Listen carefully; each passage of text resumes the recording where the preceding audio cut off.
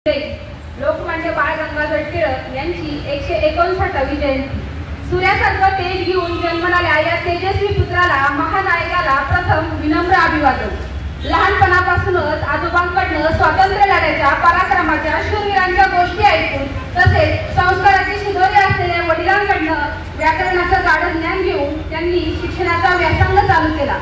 गणित व संस्कृत या विषयात पहिल्यापासूनच निष्णात। मुळात टिळक म्हणत हे दोन्ही विषय म्हणजे अचूकता आणि साम्य दर्शवणारे, म्हणून या दोन्ही विषयांत त्यांना नितांत गोडी होती। पुढे जाऊन मनुष्य स्वभावाने कितीही चांगला असला तरी शिक्षणाशिवाय देशाची उन्नती होत नाही, या विचारानं त्यांनी पुढे जाऊन पुण्यातील डेक्कन येथे पदवी प्रदान केली। पदवी प्राप्त केल्यानंतर त्यांच्या मनात एक रुखरुख होती, आपण कितीही मोठं झालं तरी या देशाचा आपल्याकडे काहीतरी अपेक्षा आहेत, या देशासाठी आपण काहीतरी करावं। या अपेक्षांना ब्रिटिशांच्या हाताखाली काम न करता आपण देश कार्य करावं असं त्यांनी ठरवलं। त्यातूनच पुढे गोपाळ गणेश आगरकर, विष्णू शास्त्री जांभेकर यांसारखे परम मित्र त्यांना भेटले व त्यांनी देश कार्य करण्याचं मनोमन ठरवलं।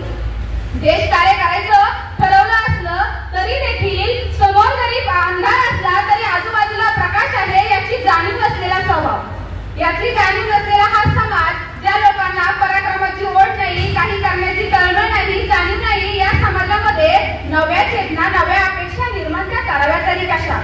पण टिळकांकडे त्रिसूत्री होती। त्रिसूत्री म्हणजे विचार, मनन आणि चिंतन। या त्रिसूत्रीच्या आधारावर टिळकांनी खूप विचार केला। विचारांती त्यांना छत्रपती शिवरायांची गोष्ट आठवली। गोष्ट होती स्वराज्याची। स्वराज्यासाठी छत्रपती शिवरायांनी प्रथम स्वराज्यातील निद्रिस्त लोकांना जागा केलं।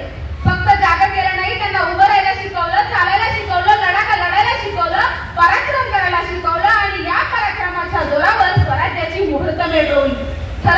टिळकांनी ठरवलं आपणही तसंच करायचं, लोकांना एकत्र आणायचं, ऐक्य निर्माण करायचं आणि या ऐक्यातूनच पुढं आज आपण घरोघरी शिवजयंती व गणेश उत्सव यांसारखे उत्सव साजरे करतोय। पुढे जाऊन टिळक तेवढ्यावरच थांबले नाही, न्यू इंग्लिश स्कूल सारख्या शाळेची स्थापना केली। त्यानंतर बिनभिंतीची शाळा असलेल्या या लोकांना जागा करायचं असेल तर आपल्याला अजून काहीतरी प्रखर कार्य केलं पाहिजे। त्या प्रखर कार्यासाठी टिळकांनी केसरी व मराठी याचे हे दोन पत्र सुरू केले। त्यानंतर ह्या वृत्तपत्रांच्या सुरुवातीनंतर त्यांनी त्यांच्या प्रभावी लेखन शैलीनं लोकांमध्ये जनजागृती चालू केली। अर्थातच त्यांचं लेखन तेवढं प्रभावी होतं, पण जो चांगला प्रामाणिकपणे निर्भीड पत्रकारिता, प्रखरपणे आपलं मत मांडणे, जहालमतवाद यामुळे भारतासाठी जरी राष्ट्रनेता असलेला हा नेता ब्रिटिशांसाठी असंतोषाचा जनक झाला। त्यातनं पुढे काय, मग टिळकांसाठी अनेक पुढे शत्रू तयार होत गेले किंवा त्यांच्यात मतभेद होत गेले। टिळक त्यांचे सहकारी केळकर यांना नेहमी म्हणत, केळकर दुधाचं दही होतं, केळकर दुधाचं दही होतं, पण दह्याचं परत दूध होत नाही। जर एखाद्या व्यक्तीला महान व्हायचे ना तर त्या महान होण्यासाठी त्याचं कुटुंब, समाज, आजूबाजूचे मित्र यांचा त्यांच्या कार्यात मोलाचा वाटा असतो।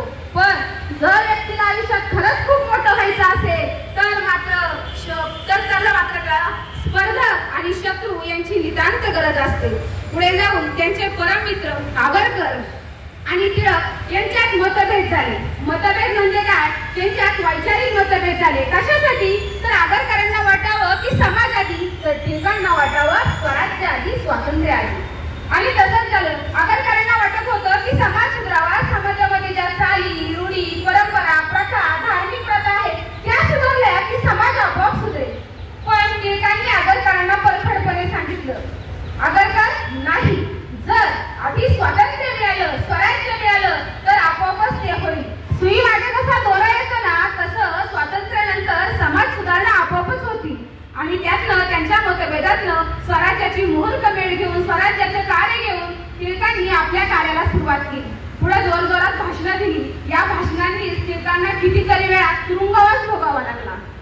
एकदा टिळक असेच भाषण करत होते आणि त्या भाषणातल्या वादाच्या मुद्द्यावर टिळकांना तुरुंगवास भोगावा लागला।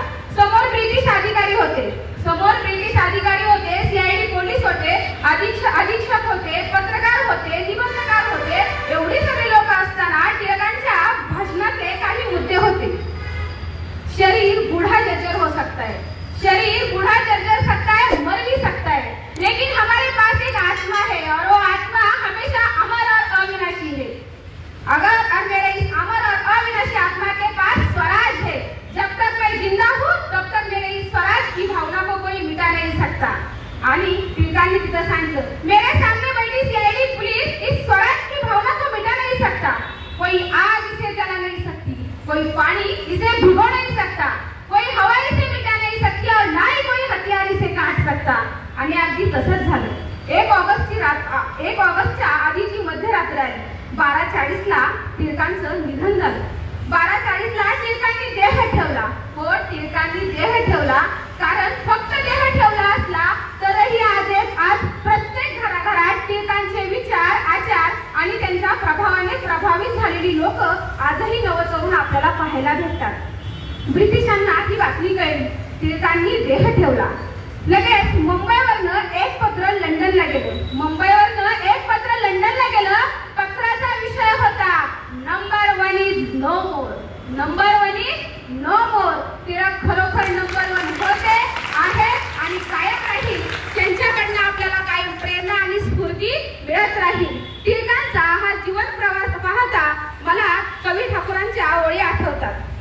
असे जगावे छाताडावर आव्हानांचे लावणार तर, असे जगावे छाताडावर आव्हानांचे लावणार तर, नजर व कुणी नजरेमध्ये आयुष्याला द्यावे उत्तर, आयुष्याला द्यावे उत्तर। अशा या भारताच्या महानायकाला, आधुनिक नवसमाज युगाला माझा त्रिवार अभिवादन। मला या ठिकाणी बोलण्याची संधी दिली त्याबद्दल धन्यवाद।